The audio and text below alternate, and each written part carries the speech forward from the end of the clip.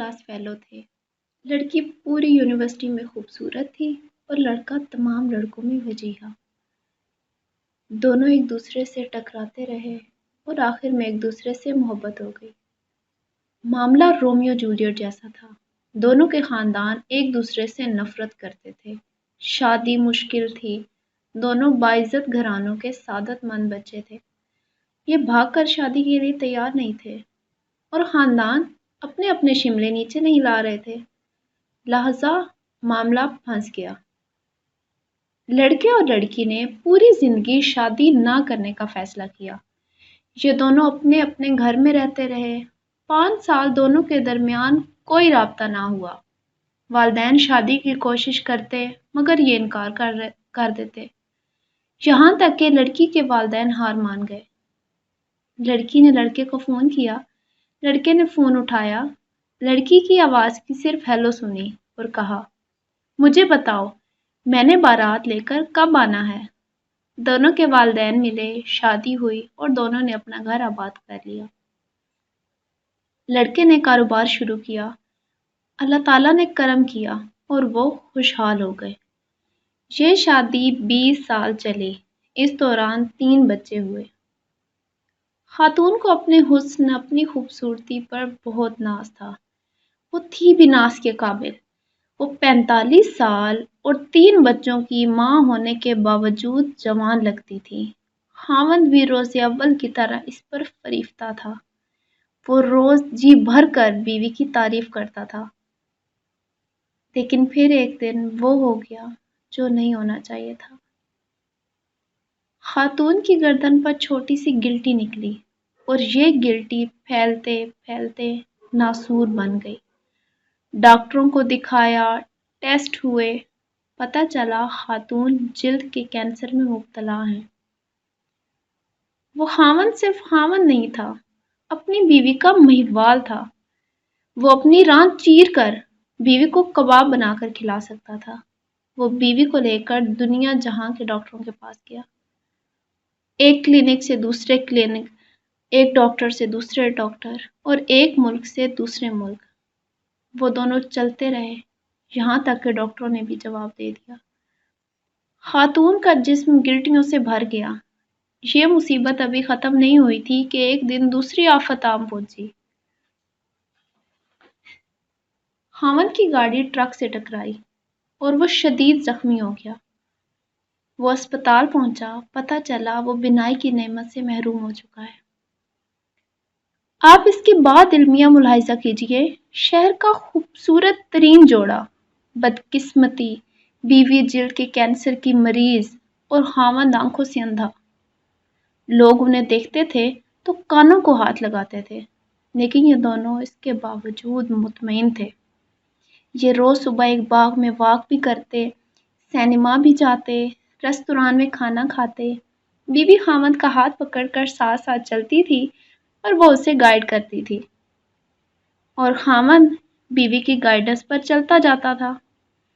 یہ سلسلہ بھی کئی ماہ تک چلتا رہا، لیکن پھر بیوی نے خاوند سے ایک عجیب مطالبہ کر دیا۔ وہ اکیلی سوئٹزرلینڈ جانا چاہتی تھی۔ جب خاوند نے وجہ پوچھی تو بیوی کا کہنا تھا کہ 10-15 دن اکیلے رہنا چاہتی ہوں۔ خاوند نے اس کے ساتھ جانے کی ضد کی لیکن وہ نہ مانی۔ اصرار اور انکار بڑھتا رہا، یہاں تک کہ آخر میں وہی ہوا جو ایسے معاملات میں ہوتا ہے۔ خاوند نے بیوی کو اجازت دے دی۔ بیوی سوئٹزرلینڈ چلی گئی۔ خاوند نے وہ 10 دن بڑی مشکل سے گزارے۔ وہ شادی کے 20 برسوں میں ایک دن کے لیے بھی اکیلے نہیں ہوئے تھے۔ یہ ان کی جدائی کے پہلے 10 دن تھے۔ یہ 10 دن پہاڑ تھے۔ خاوند اس پہاڑ تلے سسکتا رہا۔ 10 دن بعد بیوی نے آنا تھا۔ خاوند ایئرپورٹ پہنچا لیکن بیوی نہ آئی۔ خاوند کو دنیا ڈولتی محسوس ہوئی۔ وہ سارا دن بیوی کو فون کرتا رہا، بیوی سے رابطہ نہ ہوا۔ لیکن شام کو بیوی کا خط آ گیا۔ وہ خط ان کے بیٹے نے پڑھا۔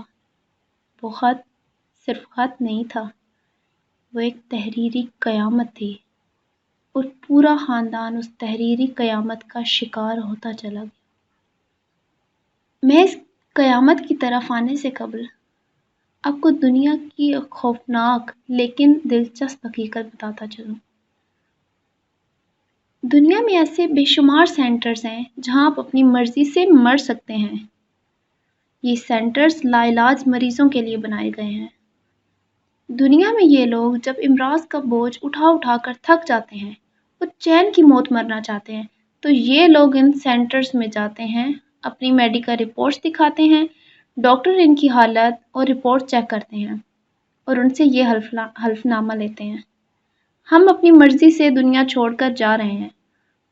ان کی مرضی سے ان کی موت کا دن اور وقت طے کرتے ہیں، ان کی آخری خواہش پوری کرتے ہیں اور پھر انہیں زہر کا ٹیکہ لگا کر دنیا سے رخصت کر دیتے ہیں۔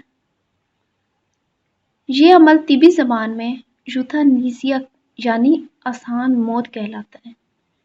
یہ دنیا کے ممالک میں قانونی ہے اور اسے اتنے ہی ممالک میں اس کی اجازت کے لیے بحث چل رہی ہے۔ سوئٹزرلینڈ بھی دنیا کے ان ممالک میں شامل ہے جہاں یوتھانیسیا کو قانونی اسٹیٹس حاصل ہے۔ زیورخ شہر میں یوتھانیسیا کا سینٹر بنا ہے۔ یہ سینٹر انتہائی خوبصورت جگہ پر قائم ہے۔ سینٹر کے کمرے پہاڑوں، آبشاروں اور جھیلوں کے کنارے بنائے گئے ہیں۔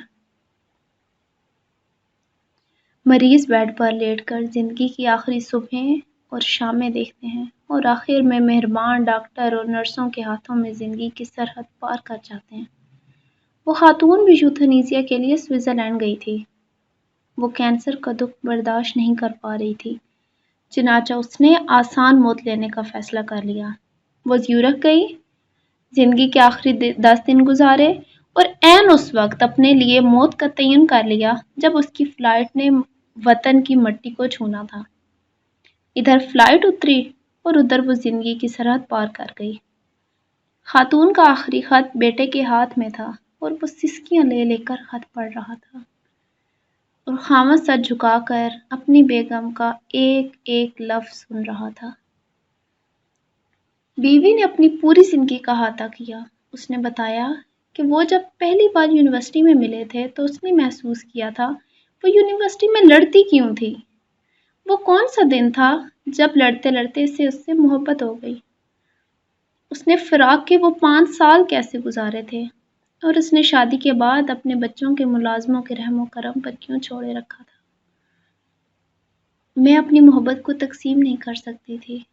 میں تمہارا حصہ اپنے بچوں کو بھی نہیں دے سکتی تھی۔ اس نے 20 سال کی ازدواجی زندگی کس مسرت اور سرشاری میں گزاری اور پھر جب اسے پہلی گلٹی نکلی تو اس نے کیا محسوس کیا۔ وہ خود کو روز بروز بدصورت ہوتا دیکھتی تھی تو اس کے دل پر کیا گزرتی تھی۔ وہ قدرت کا یہ فیصلہ بھی سہتی چلی گئی، لیکن پھر عجیب واقعہ ہوا۔ آپ نے پہلے بچے بورڈنگ اسکول میں بھیج دیے۔ میں جانتی تھی آپ نے یہ فیصلہ کیوں کیا۔ آپ نہیں چاہتے تھے میرے بچے مجھے اس حالت میں دیکھیں اور پھر میں ان کی آنکھوں میں اپنے لیے ترس دیکھوں۔ پھر آپ ملازموں کو رشوت دیتے تھے اور وہ روزانہ کوئی نہ کوئی شیشہ توڑ دیتے تھے۔ میں آپ سے شیشے لگوانے کا کہتی، آپ ہنس کر ٹال جاتے اور یوں آہستہ آہستہ گھر سے سارے آئینے غائب ہو گئے۔ آپ نہیں چاہتے تھے میں اپنی آنکھوں سے اپنی بدصورتی دیکھوں۔ بات اگر یہاں تک رہتی تو بھی میں برداشت کر جاتی، لیکن آپ نے آخر میں عجیب کام کیا۔ آپ نے ایکسیڈنٹ کیا اور خود کو اندھا ڈکلیئر کر دیا۔ میں جانتی ہوں آپ کی آنکھیں ٹھیک ہیں۔ آپ مسلسل 6 ماہ سے اندھے پن کی ایکٹنگ کر رہے ہیں اور میں یہ بھی جانتی ہوں آپ نے ایسا کیوں کیا۔ آپ نہیں چاہتے تھے میرے دل میں ایک لمحے کے لیے بھی یہ خیال آئے کہ آپ کو میں بدصورت دکھائی دے رہی ہوں یا میں آپ کی آنکھوں میں اپنی بدصورتی کو پڑھ لوں۔ چنانچہ آپ اندھے بن گئے۔ آپ کا یہ مصنوعی اندھا پن محبت کی انتہا تھا۔ میں یہ انتہا برداشت نہ کر سکی، چنانچہ میں نے دنیا سے رخصت ہونے کا فیصلہ کر لیا۔ میں دنیا سے جا رہی ہوں۔ آپ اب پلیز اندھے پن کی ایکٹنگ بند کر دیں۔ یہ خط پکڑیں اور خود پڑھنا شروع کریں۔ یہاں پہنچ کر بیٹے کے منہ سے چیخ نکل گئی۔ باپ نے اس کے ہاتھ سے خط لیا اور اونچی آواز میں پڑھنا شروع کیا۔ اب پلیز میرے بعد اپنا خیال رکھیے گا۔ سارے تولیے الماری میں رکھے ہیں۔ میں درزی کو 5 سال کے کپڑے دے آئی ہوں۔ وہ سال میں 10 جوڑے سی کر دے جائے گا۔ اپنے وہ سارے کپڑے پھٹنے گھسنے تک پہننے ہیں، دانت چیک کراتے رہا کریں اور صبح کی سیر کبھی نہیں بھولنی۔ اور آخری بات، چڑیوں کو روز دانہ ڈالنا ہے اور میری بلیوں کا ہمیشہ خیال رکھنا۔ اللہ حافظ، آپ کی جمیلہ۔ خاوند نے خط طے کر کے جیب میں رکھا اور چڑیوں کا دانے کا ڈبہ تلاش کرنے لگا۔